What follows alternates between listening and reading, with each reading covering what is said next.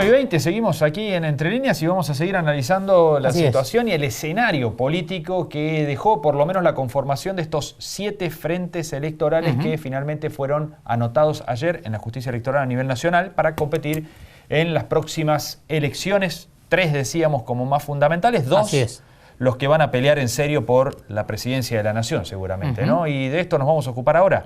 Sí, vamos a hablar con el politólogo cordobés Ignacio Liendo, con quien estamos en contacto telefónico. Ignacio, ¿qué tal? Buenas noches. ¿Cómo están, amigos? Buenas noches, mucho gusto. Igualmente. Ignacio, ¿cómo interpretas este panorama? Es que se ha conformado, si bien son 7 alianzas, con 3 grandes polos, ¿no? O 2 grandes polos y un tercer polo que va por el sector del medio. Angosta ahora, avenida del medio. Exacto. ¿Cómo lo analizas, Ignacio? Por la bicisenda del medio, que alguna vez fue una avenida. Alguna vez fue una avenida. Así es. Así es. Sí. Bueno, lo interesante del caso es que, bueno, como era previsible, ahora ya se sabe cuáles son los frentes, entonces hay cierta certidumbre y cierta estabilidad. Había mucho ruido político, ya sabemos cómo es la política argentina, ¿no? Que es absolutamente vertiginosa, cambiante, contingente, una semana parece un siglo. Entonces esto, bueno, da certidumbre al panorama, ¿no? Y se despejaron una serie de incógnitas que eran las que tenían desvelado a todos los actores políticos de la sociedad en las semanas previas.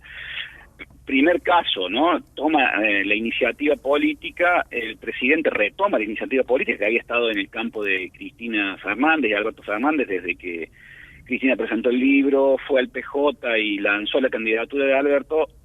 Allí estaba la iniciativa política. Vos sabés que la política es una cuestión de iniciativa, de expectativas, igual que la economía. Entonces el presidente, resistiendo las presiones del entorno, del establishment, tratando de conciliar eso con la estrategia de largo plazo que trata sus estrategas de campaña, Durán Barba, Marcos Peña, etcétera, hace una concesión a la política y al propio establishment, a sus amigos, a Wall Street, y lo nombra Pichetto, y eso mueve el tablero y se cierra esa lista. Se abre Cambiemos, ya no se llama Cambiemos, se llama Juntos por el Cambio, ¿no? Ese es el dato de la semana significativo. Y el otro, bueno, como dijo algún colega por ahí, el masismo es el largo camino que va desde el kirchnerismo al kirchnerismo, y finalmente tomar mi café con Alberto Fernández, Sergio Massa, se incorpora al frente todos, y bueno, ahora resta saber la cuestión de las candidaturas. Y después,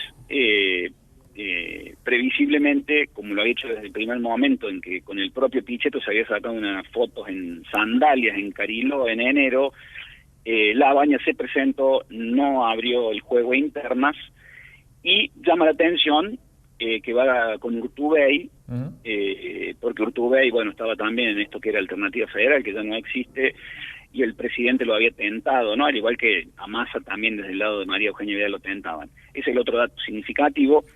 Ahí la cuestión es, efectivamente, ya no, la ancha avenida del medio ya no existe, es una bicisenda. No obstante, no es un dato menor, hay que tener en cuenta, porque muy probablemente en primera vuelta, en las PASO y en primera vuelta, le reste votos a Macri, no necesariamente en el balotaje. Compiten por el electorado, ¿no? Por el mismo electorado. Claro, comparten el electorado, ese es un dato para tener en cuenta, al igual que hay que ver hasta qué punto la izquierda, que muy probablemente haga una buena elección, porque también se han logrado unir, vos sabés que siempre son peores que los radicales en ese sentido, que son internistas por naturaleza, bueno, han logrado unificarse y probablemente hagan una buena elección comparado con sus propios registros históricos y vayan, y hay que ver si no pueden restarle votos a la fórmula de los Fernández. Claro. Después, sí, te escucho, amigo. No, Ignacio, arrancábamos analizando que la ancha avenida del medio se hizo bicisenda. En eso también las 2 fuerzas mayoritarias se ocuparon de tratar de colonizar esa avenida del medio, ¿no? Con las decisiones de asignar a Alberto por un lado, a Pichetto por el otro. Claro. Sí, mira, yo esta mañana hablaba con otros colegas aquí en Córdoba y decía esta cuestión de que bueno, en Argentina vivimos en campaña permanente, ¿no? Porque así está estructurado el sistema electoral, pero podríamos decir que está terminando la campaña del 2013, que es cuando Massa abre esta posibilidad de la ancha avenida del medio, que fue determinante en ese momento para el sueño de Cristina Eterna, como lo dijo en ese momento Diana Conti. Fue determinante para perder el kirchnerismo en el 2013 y en el 2015. Y eso ya no existe.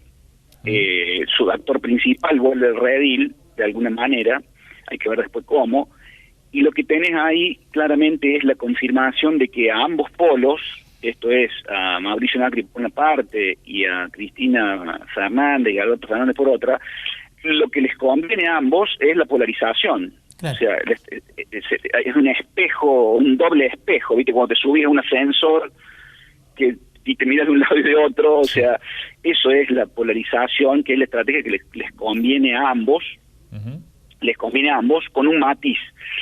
Por eso en el kirchnerismo hablan de construir una gran mayoría. A ellos les conviene ganar en primera, bueno, a cualquiera les conviene ganar en primera vuelta, pero digo, a ellos van a hacer un gran esfuerzo y concentrar su estrategia de campaña en ganar en primera vuelta, por eso se tragan todos los sapos de Massa y otros, porque lo que está haciendo en el mismo sentido Macri y compañía es apostar a la bala de plata, que es la única que tienen, que es forzar un balotaje como hicieron en el 2015, y ahí sí ellos se tienen fe.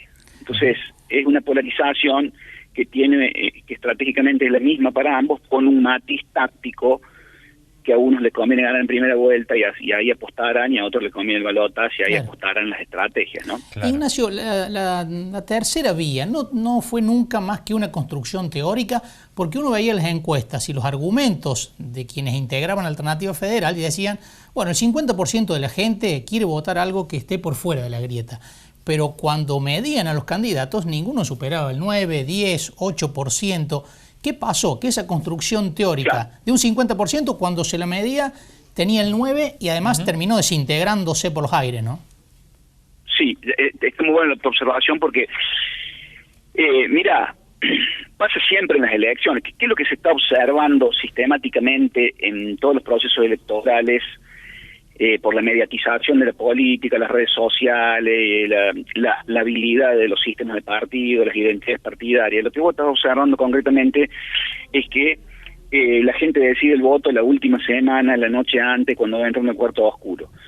Si vos tiras eso para atrás, no es que estén metodológicamente mal hechas las encuestas, ni los grupos focales y otros estudios de opinión pública y de redes, sino que cuando vos más te vas hacia atrás en el tiempo de la fecha de la elección, la gente está dispuesta a pensar una serie de posibilidades que cuando se va acercando hacia la elección y ya están los candidatos en la cancha y da la posibilidad real y ya se sabe con quiénes son los jugadores y cómo van a jugar, cambian rápidamente los pareceres.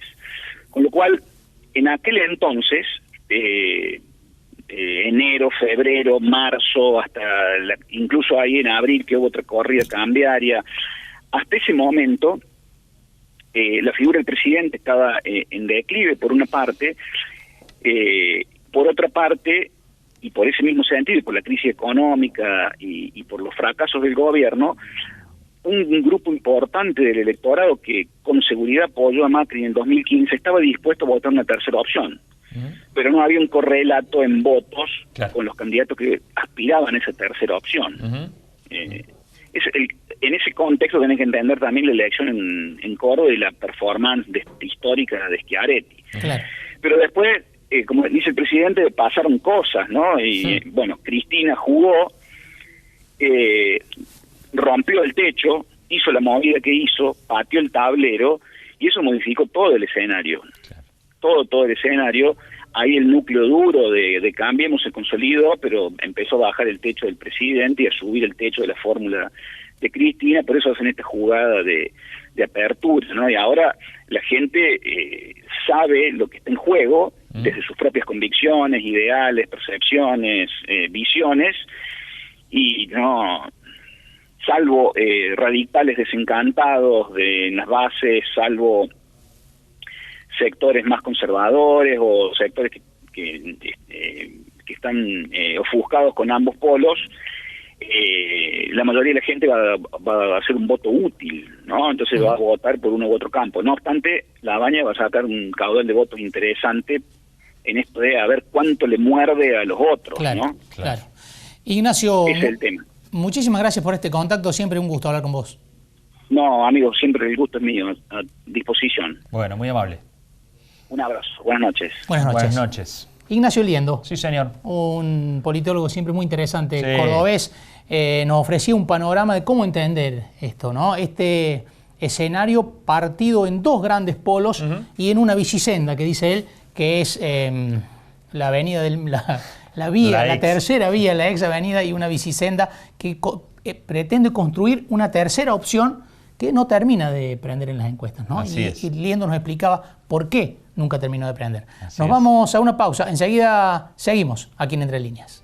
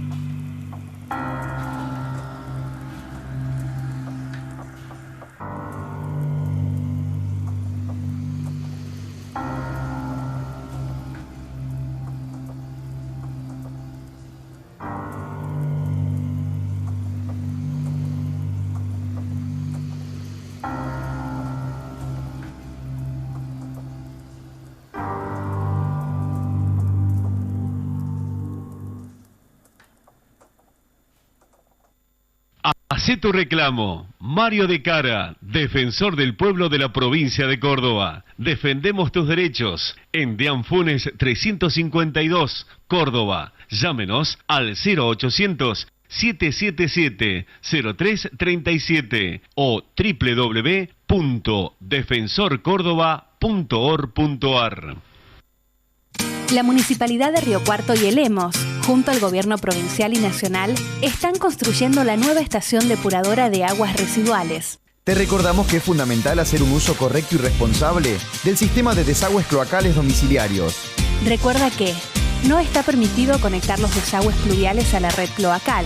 Es aconsejable usar cesto de basura en el baño para evitar arrojar residuos al inodoro. Evita arrojar a través de los resumideros restos de comestibles, grasa, aceites, yerba y café. Los desagües cloacales domiciliarios están previstos para recolectar agua proveniente de los sanitarios, de la higiene personal, del lavado de ropa y vajilla y de la preparación de alimentos.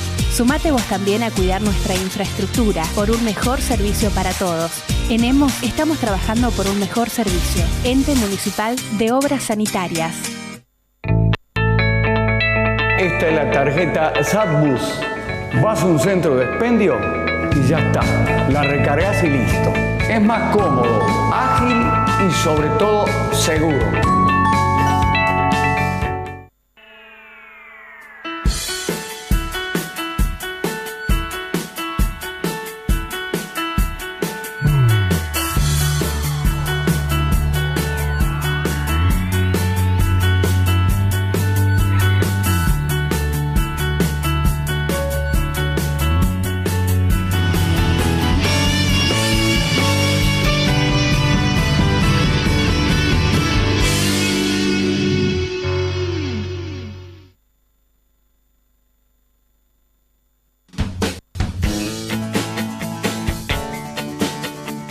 Universidad Nacional de Río Cuarto.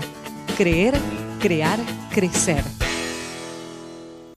Bio 4, Bio 5, Bioeléctrica son nuestras unidades de negocios signadas por el asociativismo y la sustentabilidad. Bio 4 Argentina, sembrando innovación, trabajo en equipo y efectividad.